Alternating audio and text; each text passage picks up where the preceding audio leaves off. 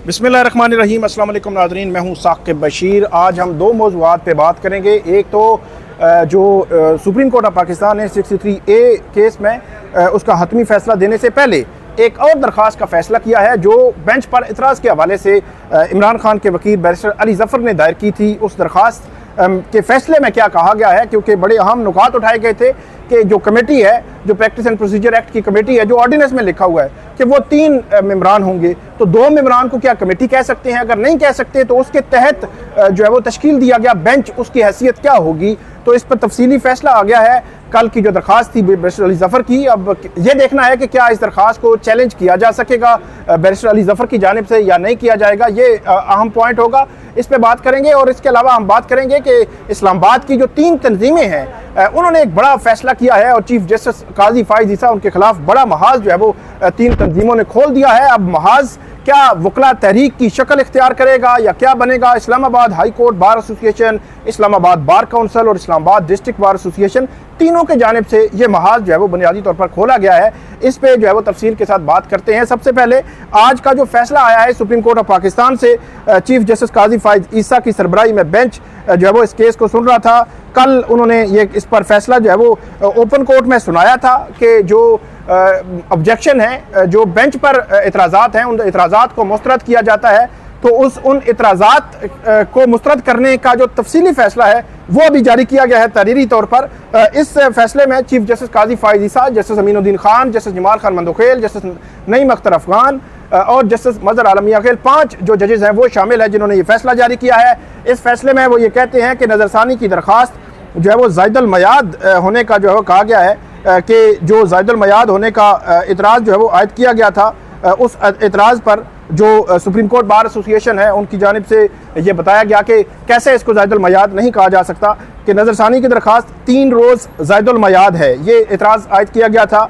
Additional attorney general मतलब हुकूमत ने और फ़ारूक एच नाइक ने ज़ायदुल मयाद होने की मुखालफत नहीं की। उसके बाद बैरिस्टर अली ज़फ़र जो इमरान खान के वकील हैं, उनकी जानिब से नज़रसानी दरख्वास्त ज़ायदुल मयाद होने की इस जो मुखालफत की गई और ये वाज़ेह है कि फ़ैसले की वजूहात के बगैर नज़रसानी नहीं मांगी जा सकती। फ़ैसले की वजूहात के बगैर नज़रसानी नहीं मांगी जा सकती। इस केस में चीफ जस्टिस काजी फ़ाइज़ ईसा की सरबराही में बेंच ये बात कर रहा है, अगरचे जो मखसूस नशिस्तों का केस था उसका फ़ैसला 12 जुलाई को आया था और 19 जुलाई को चीफ जस्टिस काजी फ़ाइज़ ईसा कह रहे थे कि लगाएं नज़रसानी। इस केस में वो कह रहे हैं कि फ़ैसले की जब तक वजूहात ना आए तो नज़रसानी नहीं मांगी जा सकती। बड़ा सिंपल सा जो है वो प्रोसेस है। बहरहाल आगे बढ़ते हैं। इसमें मज़ीद ये कहा गया कि 63A की नज़रसानी 3 माह और 21 दिन तफसीली फ़ैसला जारी होने से पहले दायर की गई। इमरान खान के वकील अली ज़फ़र को मुतादिद मुतफ़र्रिक़ दरखास्तों पर दलाइल की इजाज़त दी गई। उसके बाद कहते हैं कि अली ज़फ़र ने इमरान खान से मुलाकात की इजाज़त मांगी। एडिशनल अटॉर्नी जनरल को मुलाकात के लिए अदालती हदायत जारी की गई। सुप्रीम कोर्ट बार की दरख्वास्त पर 19 मार्च को सियासी जमातों और मुतलका फ़रीक़ैन को नोटिस जारी किए गए थे। ये 2022 की बात हो रही है। उसके बाद कहते हैं कि अदालती ऑर्डर के बाद सदर आरिफ अलवी ने सदारती रेफरेंस सुप्रीम कोर्ट में दायर किया। सदारती रेफरेंस और 184 की दरखास्तें यकजा करके सुनी गईं। साबिक चीफ जस्टिस ने 24 मार्च को समाअत के लिए 5 रुकनी लार्जर बेंच तश्कील दिया। 14 अप्रैल को इमरान खान ने बाबर अवान के जरिए आइनी दरख्वास्त सुप्रीम कोर्ट में दायर की। बाबर अवान ने निशानदही नहीं की कि 11 साल से ज़ेर अल्तवा भुट्टो रेफरेंस पर पहले समाअत क्यों नहीं की जा रही।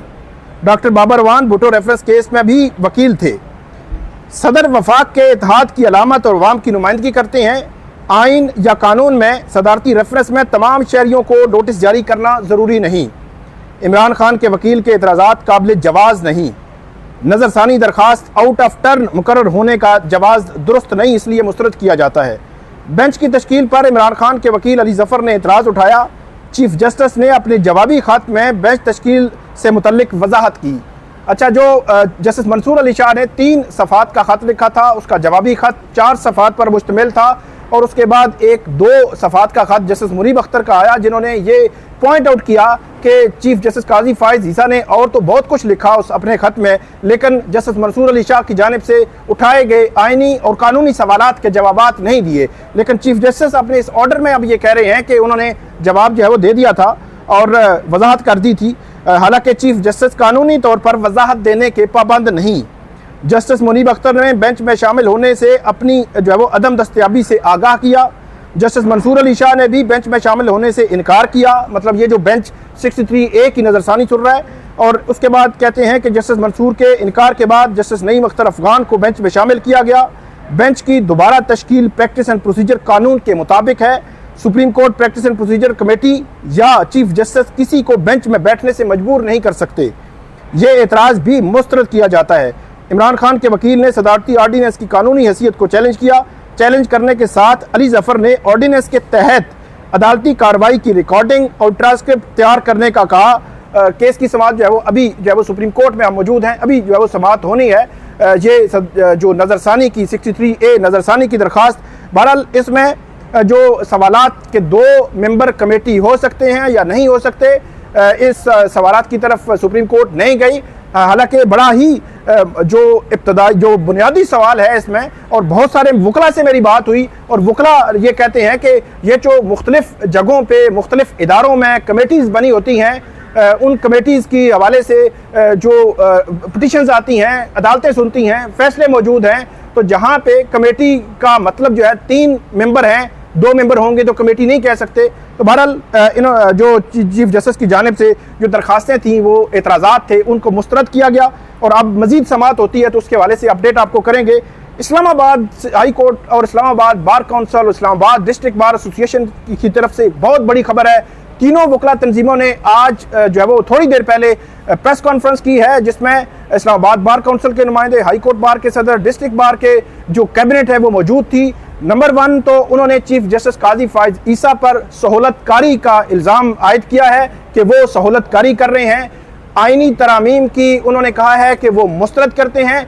कल इनका मुश्तरका इजलास हुआ और उस मुश्तरका इजलास में तमाम जो आइनी तरामीम थी उनका जायज़ा लिया गया। और उसके बाद इस्लामाबाद की तीनों वकला तंजीमें इस बात पर मुत्तफिक हैं कि तीनों जो आइनी तरामीम हैं वो जो अदलिया की आज़ादी है वो सलब करने के मुतरादिफ है। इसलिए ये कहा गया है कि हम इनको मुस्तरद करते हैं। और तीनों वकला तंजीमों ने मुज़ाहमत का ऐलान किया है। और इसके अलावा तीनों वकला तंजीमों की जानिब से ये ऐलान किया गया है कि पीर के रोज़ इस्लामाबाद के जो जुडिशल कॉम्प्लेक्स G11 में आल पाकिस्तान वकला कन्वेंशन होगा। और वकला कन्वेंशन में आइंदा का जो लाहा अमल है वो जो है वो जारी किया जाएगा। ये बहुत बड़ा ऐलान है। ऐसे लगता है कि जो वकला तहरीक है वो कहीं ना कहीं जो है वो जन्म ले सकती है, क्योंकि आज तीनों वकला तंजीमों के जो ओहदेदार थे उनकी जो स्पीचेस थी वो बहुत सख्त थी, सख्त लैंग्वेज इस्तेमाल की गई। और उन्होंने बड़ा कैटेगोरिकली ये कहा कि हमारा ना पीपल्स पार्टी के साथ कोई ताल्लुक है, ना नून लीग के साथ, ना PTI के साथ, किसी भी सियासी तंजीम जमात के साथ हमारा कोई ताल्लुक नहीं। लेकिन हम रूल ऑफ लॉ के लिए कल भी खड़े थे, आज भी खड़े हैं और हम इन आइनी तरामीम को मुस्तरद करते हैं, मुज़ाहमत करेंगे। हमें बाहर निकलना पड़ा तो हम बाहर भी निकलेंगे। और एक और बात राजा हलीम अब्बासी ने की कि हमने जब आइनी तरामीम के मुसवदे को देखा तो उसके बाद अगर वो मंजूर हो जाता है तो सुप्रीम कोर्ट के पास इख्तियारात सेशन जज के इख्तियारात के बराबर रह जाएंगे। और ये अदलिया की आज़ादी पर जो है वो हमला है। और जो आइनी अदालत बनाई जा रही है उसका झांसा दिया जा रहा है कि 68 ईयर उम्र होगी पहले चीफ जस्टिस की, और उसमें झांसा उनको दिया जा रहा है जो सहूलतकारी जो है वो कर रहे हैं। और ये कहा गया है कि उसके बाद हुकूमत वक्त तमाम जो आइनी अदालत के जजेस हैं चीफ जस्टिस समेत वो लगाएगी, पूरे सिस्टम को कंट्रोल करेगी और अदलिया की आज़ादी को सल्व करने की कोशिश की जा रही है, कंट्रोल करने की कोशिश की जा रही है। और हम ये कंट्रोल नहीं होने देंगे। ये इस्लामाबाद की तीनों तंजीमों का ऐलान है। अब पीर के रोज़ इस्लामाबाद में पहला आल पाकिस्तान वकला कन्वेंशन, जिसमें पूरे पाकिस्तान से वकला के जो नुमाइंदे हैं वो शिरकत करेंगे। और ये कहा गया है कि उसके बाद वो आइंदा का जो लाया अमल है वो जो है वो देंगे कि अब वकीलों ने करना क्या है। लेकिन आइनी तरामीम को वो उन्होंने कहा है कि हम कैटेगोरिकली मुस्तरद करते हैं। राजा हलीम अब्बासी ने कहा कि मेरा ताल्लुक जिस जमात से है उस जमात का लीडर आज जो है वो आइनी तरामीम ला रहा है, जो आज़ादी है अदलिया की उसको ख़त्म करने की जो है वो कोशिश है। और मुझे बड़ा अफसोस हो रहा है कि उस जमात में मैं रहा हूँ और आज वो जमात कहाँ पे खड़ी है जिसने 1973 का आइन लाया और आज वो क्या करने जा रहे हैं। तो ये एक बड़ा जो है वो भौंचाल है इस्लामाबाद में वकला तंजीमों और वकला तहरीक के हवाले से चीज़ें जो है वो जन्म ले रही हैं। अब देखना ये है कि और एक और बड़ी बात कि सुप्रीम कोर्ट बार एसोसिएशन को सख्त तनकीद का निशाना बनाया इस्लामाबाद की तीनों तंजीमों ने और ये कहा कि 63A की नज़रसानी फौरी वापस लें। 63A की नज़रसानी के साथ आपका कोई ताल्लुक नहीं है, ये सियासी जो है वो एक स्टंट है और चीफ जस्टिस इस वक्त सुनकर जो है वो सहूलतकारी कर रहे हैं हुकूमत की और हुकूमत जो है वो फ्लोर क्रॉसिंग का रास्ता खोल कर लोटे लेकर उसके बाद आईनी तरमीम करना जा रही है और ये हम नहीं करने देंगे। तो ये एक बड़ा क्लियर मैसेज लगता है आज पहली दफ़ा जो है वो इस्लामाबाद के जो वकला हैं उनकी तरफ जानिब से गया है और इस मैसेज का असर क्या जो है वो सुप्रीम कोर्ट पर पड़ेगा, चीफ जस्टिस काजी फायद ईसा पर पड़ेगा, सुप्रीम कोर्ट बार एसोसिएशन और पाकिस्तान बार काउंसिल पर क्या इसका असर पड़ेगा, या जो Balochistan high court bar association के जो सदर थे उन्होंने जो तकरीर की थी उस जैसी तकारीर, उस जैसा जज्बा वो हमें जो है वो आइंदा आने वाले दिनों में देखने को जो मिल सकता है। तो ये थी आज की हमारी वीडियो, उम्मीद है आपको पसंद आएगी, इस पर फीडबैक दीजिएगा। अल्लाह हाफिज़।